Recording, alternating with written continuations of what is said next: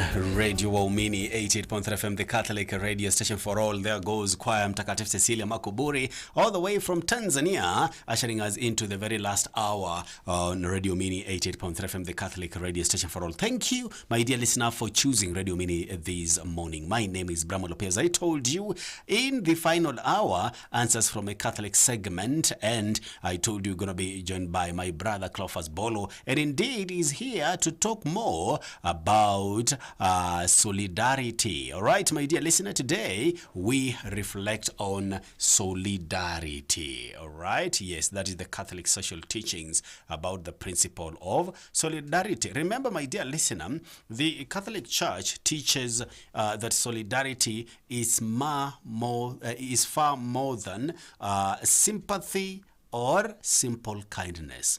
It is a firm and persevering commitment to the common good. What St. John Paul II called the determination to commit oneself to the good of all and of each individual, because we are all responsible for all. So solidarity, my dear listener, is thinking. Solidarity is feeling and acting as members of one human family, bound together by God's love and created for a shared purpose. So it is the union of hearts, the willingness to carry one another's burden, and the courage to stand for justice, peace, and human dignity, my dear listener. And Pope Francis calls solidarity a way of making history. Pope Benedict XVI taught that it flows from authentic love rooted in truth, and St. John Paul II emphasized that without solidarity, there can be no true peace. So today, we explore what solidarity means, why it matters, and how we can live it on a daily basis in our families, in our communities, our nation, and our global world. So, ladies and gentlemen, joining me in studio is my brother Cleophas Bolo to make you understand more about solidarity. My brother Bolo, how are you? I'm fine. How are you, my brother? I am doing well. How are you doing? I'm very fine, bwana. Good to see you. Yes, again. Exactly, bwana. Yeah. Sasa wewe umekuwa mwenyeji. Mgeni siku ya pili. Mgeni ni siku ya kwanza, siku ya pili bwana wewe shika jembe ndio kalime. That's true. I'm not at home. Anyway, how was your weekend? Fantastic. Yeah. Wewe ni fan ya Man U ama Arsenal? Mimi ni adui wa Arsenal. Jana tukufurahia sana. Mkufurahia sana. Huwezi funga mabao mengi hivyo. La lidabi. We know, we are just waiting. We know it will end. But as Arsenal, we lead as others follow. For now. Anyway, karibu sana Bolo. Asante sana. Kindly introduce yourself with what we do before we dive into the conversation. My name is Cleophas Bolo. I'm a high school teacher. Yes. And now I teach religion. I teach also social studies. Okay. So this is something I take my time to study because I also transmit this information to the learners. All right. Yes. Once a teacher, always a teacher. Yeah. Karibu sana mwalimu. Asante sana. All right. And mwalimu, the Catholic Church teaches that solidarity is a moral duty where we see every person as our brother or sister. So how can we understand this teaching in a simple way? Well, in a simple way, I can take you back to the Bible. One is when Cain had killed Abel, and God asked him, "Where is your brother? Where is Abel?" And he says, "Am I his shepherd?"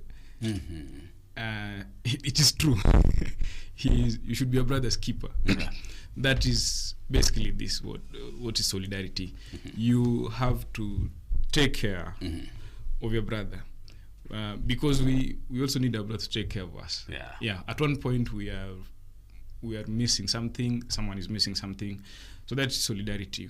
We take care of our brothers. They take care of us. We think as a community. We think as a family. The other way is that we are created in the image and likeness of God. God is one, three persons in one. God is triune, a Trinity. Yeah. God the Father, God the Son, and God the Holy Spirit. And if you are created in the image and likeness of God, also show that we are social beings, because God, in as much as is one, is union, is unity. Yeah. God is triune. And that is where we take our, if we are created in that, in the image and likeness, then we take also after that, that we are a family. The world is a family. We are from one place. There is one origin, and that we are siblings here on earth. Yeah. So if the family, one person can suffer while the others are having, are not thinking about the rest. Yes. Okay. That is in a simple way. In a simple way. Yeah. Let me go back to what St. John Paul once wrote, one of his writings in Solicitudo Rei Soliasis. St. John Paul II describes solidarity as a firm and persevering commitment to the good of all and of each person. So what does this definition mean to us as Christians today? Now, how different way of looking at it, that the good of each person. So if we take, I like this, you see, the greatest mystery is the Trinity. And therefore, there is that aspect of the Trinity, the greatest mystery, and we keep learning from it. It's a mystery because we'll never fully understand it. Yeah. But day by day, there's something which God reveals to us. We learn that if we are created in the image and likeness of God, then there is what you call the human dignity. Yeah. In fact, there is no other religion. This is Judeo-Christian teaching where we have human rights. Now, human rights are, we have human rights because we are human, but why should we have human rights? Why human rights? This is the origin. Human rights are because we are created in the image and likeness of God. I don't think there's any other religion which gives a reason why we have human rights. And even without human rights, you know how things can be in this world. Yeah. Why should I treat a human being in a certain way? You have to treat a human being with dignity and respect, which he's entitled to because he's a human being, not because you have decided to. So human rights, the dignity of a person, these stem from, these are Christian teaching. Even if many people may not be aware, but this is where we have the origin of human rights. Before that, you could see that there are slaves. The relationship between master and slave was brutal. A slave is someone downtrodden. When Jesus is washing the feet of his disciples, they are in disbelief. They can't imagine this is our master stooping down this low to wash our feet, and it is a surprise to them. So the relationship between the master and slave is somehow reversed by this teaching that every human being has dignity, but it stems from we're created in the image and likeness of God. So for the common good, we have to help everyone achieve that fulfillment. We are meant to achieve something. So everyone must be we have to create a condition where people be what they should be. Okay. Yeah. We may never really get there because of our shortcomings, but we have to remember that people have the self-fulfillment should be there, which ultimately is we're meant to go to heaven. Yeah. If we don't go to heaven, then we shall have wasted our time here on earth. But we are here because of a reason. Ubuntu, somehow in Africa, this is a principle which is not far away. I am because we are. Yeah. Okay. And talking about the element of letting people be who they ought to be brings in an element of truth and love. Yeah. And I'm also referring to the encyclical of Pope Benedict XVI in his encyclical Caritas in Veritate. Yeah. Pope Benedict XVI explains that solidarity must be built on truth and love. All right. Yeah. So how does this guide the way we treat others in our daily lives? Genuine love. You see, first we have to see what is truth, what is love. Yeah. which are not some things difficult to know. But we have to help people for their own sake, not for our sake. See, if a politician comes with handouts and he has the media and he has to take advantage, he's not helping you for your sake. Exactly. He's helping you for his sake. Yes. You are an asset here. Here you're being utilized. You're a marketing strategy. He wants votes. And not only politicians, they're just a part of, some people do this. And not all politicians. Some give without showing. But so first truth, that many elements, we know what is happening. We know this is the picture. Like what is in our heart, what is on the ground, and what is in our mind are coinciding. And love, which is something of the will, is not a feeling here. So love here is, I want to do something because it's the right thing to be done. I'm doing this for the sake of humanity. So I have to help you because I know I should help, not because I have an attachment. Attachment can be there, the feeling and emotion can be there.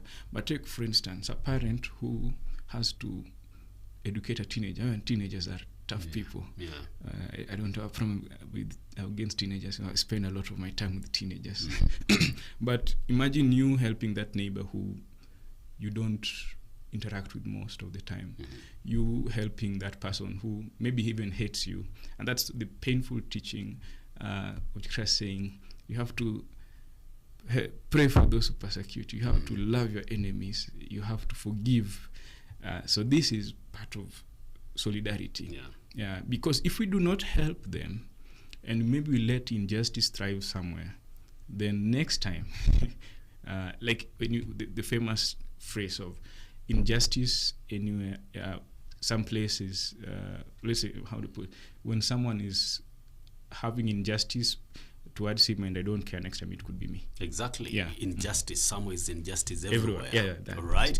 And in your definition, Cleophas, you define solidarity as thinking and acting in terms of community. I'm just going back to what we've just said.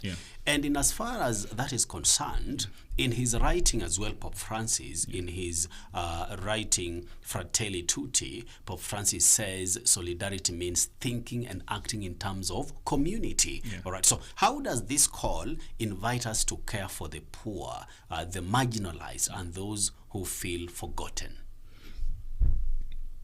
One, it means that we have to take deliberate action. We have to see, and it's not very far away from us. You don't have to go far away before you notice someone is in need. And we too realize that we need help most of the time. And one way of also practicing and ensuring solidarity is to allow yourself to be helped. So we have to be that humble. We have to be humble. The humility makes us get help, and also opens our eyes to other people needing help. You have to make a deliberate attempt. In the current generation, and one of the things which is the popes have talked about, I think from John Paul II to Pope Francis, Pope Benedict, is indifference. Indifferent that we think we're all the same. We don't notice the shortcomings of people in our society.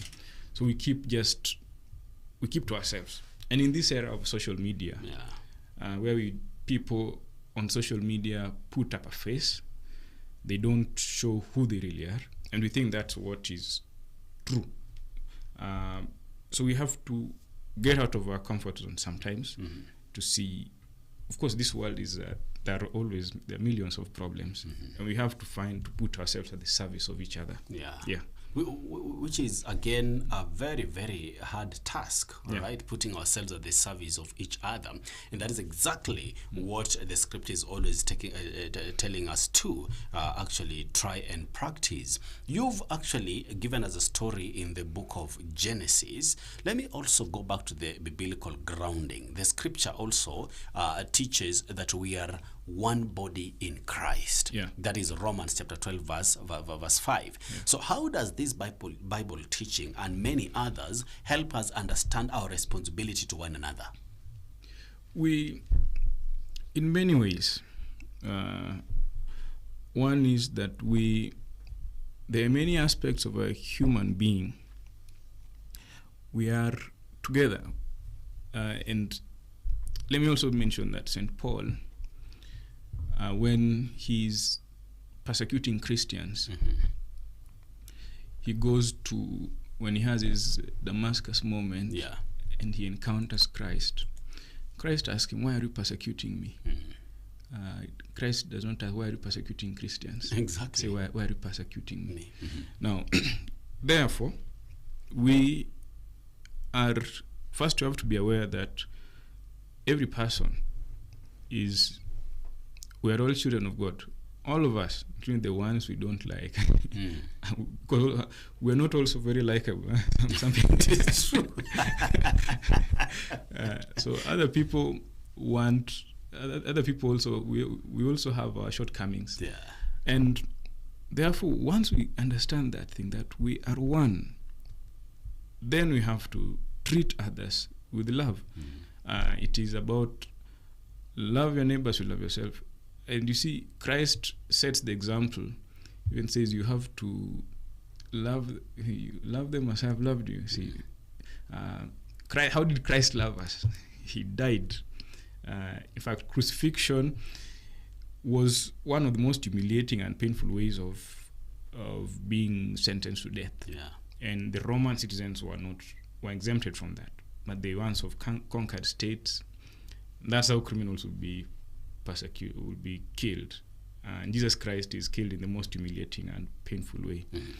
And therefore it means that even now we're meant to give. There is, in Mother Teresa says, sometimes you have to give until it hurts. Yeah. I think that's the way it is, that loving the way Christ wants. Okay. Yes. And it's difficult. It is difficult. That's what the road to heaven is narrow. All right. And we've talked about justice. Injustice somewhere is injustice everywhere.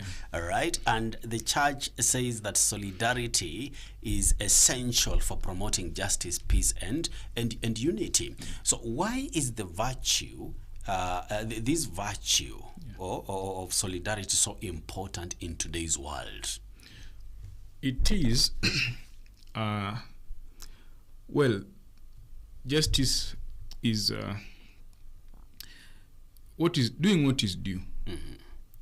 It's a duty, and most of the time in our thinking, we think justice is a responsibility of the court or the government, but it goes beyond that, because even governments can have unjust laws, which are not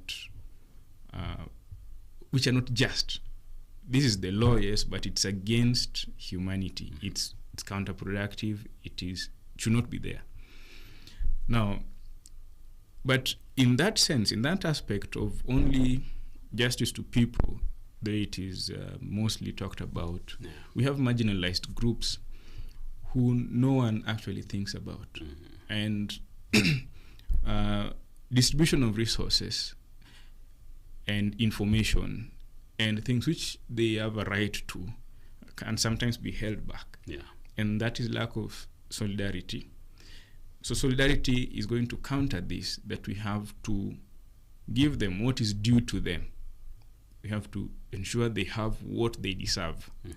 But then we are in this world. This world is our home, and we are here. I mean, we have nowhere else to go. Maybe Elon Musk may disagree. He has the approach of taking us to Mars. But still, this universe belongs to us. It belongs to God. And we have to ensure that people get what they decide. All those groups, the marginalized groups, people living with disabilities should get justice. Yes. So it goes beyond. There is a famous song we actually relate solidarity with during strikes. Solidarity together. Yeah. But I would say the labor union. Yes. Is I wouldn't equate this thing that the labor union is solidarity. Okay. They operate in a principle, but solidarity here means that even workers, the employer and the employee, realize that they are partners towards a certain goal. Okay. So if you're my boss, I don't have, by the time I get to form a labor union, it means that you fail in ensuring solidarity with me. So by the way, when it gets to a labor union, it shows already that there was no solidarity at the first place. That I am your boss or you are my boss. We are in a common. We have a common goal that we are going to work for the benefit of this company, this country, this organization. And you have to take care of me and I have to take care of you. Yes. But we have other employers who actually deny their employees to join these labor movements. Yeah. If they'll be in solidarity, if actual solidarity is practiced, that I realize my employee, I should take care of him. Yes. And we are not competitors, but we are partners. Then there may be no need to form a labor union. Exactly. Because I've fulfilled my end of bargain. Yeah. All right. But if I don't, then my employee will join a labor Definitely. union. Yes. Right. Fair enough. And many pops have actually taught and written about solidarity, and they have said that solidarity begins with small acts of love. So, what simple every day actions can Catholics and listeners at large take to live out this solidarity that we're talking about today? St. Jose Maria mentions that you'll never, if you move out to fight lions in the corridors of your house, you may never meet them. Exactly. They exist so far away, apart from Rongai. In Rongai, you may meet the lions anytime. But you see, the small acts of charity. Yes. That's what matters. Where Kanolotunga is buried, they come to you, faithful servant. You have been faithful in little things, so I will entrust you with more. From Matthew, that is where solidarity begins. That realizing my neighbor here has a shortcoming, and I can help with charity. Yes. With charity, not with pride. I help with charity. I take care. But this type of mine, the child has not been to school for a while now, and it's not a holiday. My son here, my daughter here, or my father here, my mother here, my brother, my friend. So it starts from there. If we cannot practice solidarity, charity at home in the little opportunities we have, then we are not going to. We are becoming indifferent. We are losing that sense of. How do I put it? We're losing our conscience. Yeah. If we don't notice the small shortcomings of a person, then we are getting numb. Our sensitivity to injustice and to sufferings of others is taken away. All right. Yeah. And you've put it very correct. And also, our numbness is also towards the poor. Yeah. Of which you've actually mentioned. Yeah. So how does practicing solidarity help us respect the dignity of every person, rich or poor, strong or weak? Yeah, I mean, you can see we are a country of poor people. I mean, the millions are poor. Poor, sure. And there are a few who are very rich. How do you explain that? How are you comfortable living when wealth is good? Actually, wealth is not bad. But how explain to me how you have just so much money, while the rest who are here with you are so poor. So one is an inequitable distribution of resources, and also points towards corruption. I can't get some crazy money. The people who are genuinely rich. And it's a gift from God, in which God expects something from them. So if you are given your identity, then also that one defines your identity and your mission. Your identity speaks to your mission. And if God gives you something, it's a talent, He expects you to make use of it. So if you're meant to make use of your talent, then you have to realize you have to make use of your talent towards the rest.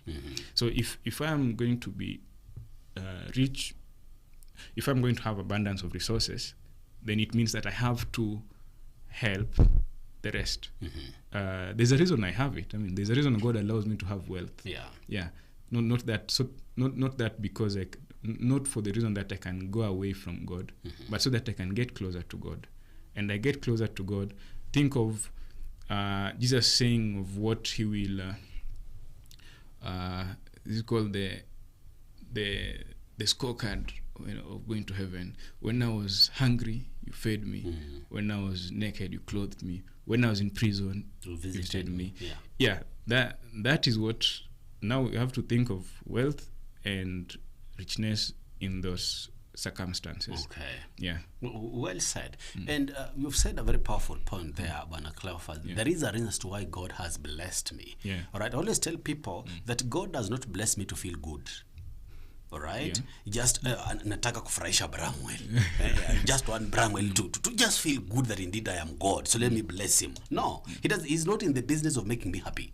All right? He's not in that particular business. But again, the reason as to why we are deviating from God's blessing in as far as these blessings are concerned, are coming to us, there is what we call the structure of sin. All right? And that is exactly what St. John Paul once wrote about and wonders about. In his writing, St. John Paul II warns about the structure of sin that I'm talking about here that comes from selfishness. All right, and lack of concern for others. So how does solidarity help us break this harmful pattern in our society today? Okay, I have a million things to say. Go ahead. Well, I think we are here to be happy. All of us, yes. not only particularly me who is rich. We are here to be happy. Now, if I'm here, so if you are sad and sorrow, which are different things. I can be sorrowful because someone is dead. But if I'm not sorrowful at the death of someone, it means something's wrong with me. I can be sorrowful because maybe my marks as a campus student are not that good, or I've hurt myself, I've lost a limb. But you never be sad. We can never allow sadness to take charge. It's not. It's an enemy. For Christ, we are meant to be happy. And that is one thing. Now, going back to your question, that how does solidarity make us happy? That is what you're saying. Service actually makes us happy. Service. It brings out some aspect in us. And we are just social beings that when we serve others, we somehow get some fulfillment. We are happy. That's why the cheerfulness and being grateful when someone thanks you, I mean, this word thank you is so important that it has to be said. I may know you are thankful, but when I hear it, I feel good. And we have to say thank you when we are helped. Jesus Christ healing the 10 and one comes back to say thank you. Maybe the others were just grateful, but this one says, this one comes back to show his appreciation. So there's that. In service, we find happiness. I think that's where when we serve, we are happy. When we are selfish, it's like in the Lord of the Rings, the ring which makes you so powerful actually ends up making you so sad. So you can even see that whenever we just accumulate, it becomes me, myself, and I. Then you're becoming very sad. And because we are in this world, we are social beings. When you're sad, you infect other people with sadness. Exactly. Yes. So we have to drown that with abundance of good. We have to do a lot of good. All right. Yes. And talking about selfishness, Bwana Cleophas, how then can we break or resist, not break necessarily, but resist the culture, the selfishness culture, and promote a spirit of togetherness? Here, the only answer I have is from Mass. when they pray, say, God is the source of all good things. Exactly. I don't have a practical way. I must say, all good things we do it because God has given us the grace. We have to rely on God for everything. To pray. God will give us the grace. Is there a practical way that we have this? If we have just this personal opinion, if we just have a way of saying I have to, then I think it becomes stoic. And when you are stoic, I have friends who are stoic, and it works for them in many things. But I think that for genuine love, we must go beyond that. That we ask God for one of the virtues, one of the theological virtues, which is charity. Then we have to rely on God for these things. All right. And you've mentioned genuine love, and it has now taken me back to what Pope Francis once wrote about in his Evangelii Gaudium, that we must develop a culture of encounter. All right. So what does it mean to encounter others in love, and how does this also relate to solidarity? Can say this is bringing us close to our friends, our neighbors, and neighbor here is not necessarily the person we know. And the chance of encounter is meeting someone at his point of need. And the culture of encounter, I say, somehow in encountering others, they may also notice our shortfalls. And they help us. So we get to learn and to be aware of what others need, what people need. Also, well, in this country, I once visited a part of this country, and they told us, when you go back to Kenya, look at that. When you go back to Kenya, tell them that they have brothers and sisters here suffering. Wow.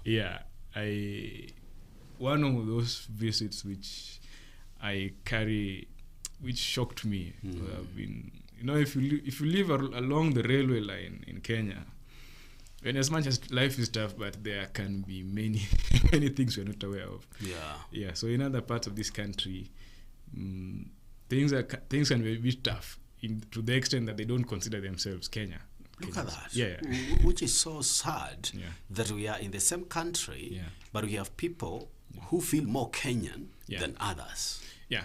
You see, with this principle of solidarity, and it has to be checked by something. Superficially speaking, which is not the actual case, superficially, that if you practice solidarity, then you minimize freedom, then you have to practice subsidiarity. And one of the ways is that we have to entrust governments in every part of this country to work and help them build capacity and do things.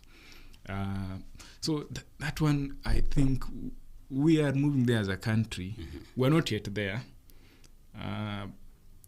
We're not yet there, but we are building the nation.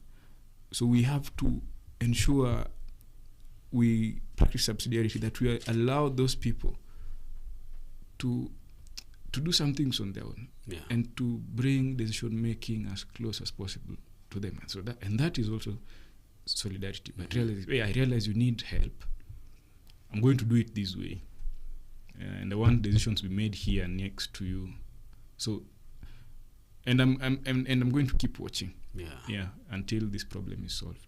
Does that mentality also transcends to us as Christians, whereby we are tempted to see ourselves as more Christian than others? You look at somebody, maybe the way they are behaving, maybe the way they are dressed, maybe the way they carry themselves, then you conclude that we are Meishia Janamu. That's judging people. That's judging people, and it's wrong. It can happen to anyone of us. We could be the people judging. Remember the prayer of the Samaritan and the tax collector. did I get right? Yes. You're right. Continue. Is it but the tax collector who acknowledges his evil. This life is a journey, so we have to be patient with others, and being solidarity means also praying for them if we think they are going to the wrong direction. If we decide to judge others, then we make ourselves God. So we have to be in a situation where we pray. When we see something or someone doing wrong, we have to pray. Exactly. Empathy, that's something that Pope Francis invited us to do and encouraged us to do a lot. In fact, when I look at in his Fratelli Tutti, Pope Francis says we cannot ignore the suffering of others because we are all connected. All right? So how can we grow in empathy for people who are struggling in our communities? Only I can say the stories of if you go to heaven, who will you find? So the joke is you'll be surprised. Exactly. You'll find people you never thought would be in heaven. And they'll be shocked to see you. Because how did you make it to heaven? Yes. This thing, understanding this life is difficult. We are one. And I think God wants us to go to heaven with the rest. God's happiness is when we help others go to heaven. There is rejoicing in heaven over one repentant sinner. Over the rest were righteousness. And if we help other people to go to heaven, I think that way. So we have to be on the lookout. And that also means that we have to get out, as you said, the encounter. Yes. Exactly. And that is why Christ rejoiced, right? And he thanked the Father that he had not lost anyone that he had bestowed upon him. Okay? So that is exactly, God does not desire, or God is not going to be happy that you're going to hell. And that's why he's always after us. Okay? That is it. But now, when Cleophas, as you're winding up, the church teaches that solidarity begins with recognizing the dignity of every human person. So how can we treat others with the dignity even when they are different from us? It's like hugging cactus. But we have to. We have to practice the art and perfect the art of loving cactus. Because we ourselves are cacti. That is an extreme way of thinking, because other people are easy to love. Other people are difficult to love. Where there are, Christ gives us the way of spreading love. And you see, Christ's disciples are most persecuted. St. John was the youngest, dies peacefully. But the rest follow their master in the style of dying. They're persecuted. The difference, some are crucified upside down. So it is a teaching. We have to help the rest. And because we are also difficult to help. That is true. In mentioning other ways, but then you don't have to, it's not all about feelings. You have to will and make that deliberate action. I myself am a beneficiary of Caritas International, who, of course, you know how it's a Catholic institution, and you, even if by paying, because part of my fee was paid for by Caritas, and that is solidarity with the poor. The Pope Francis,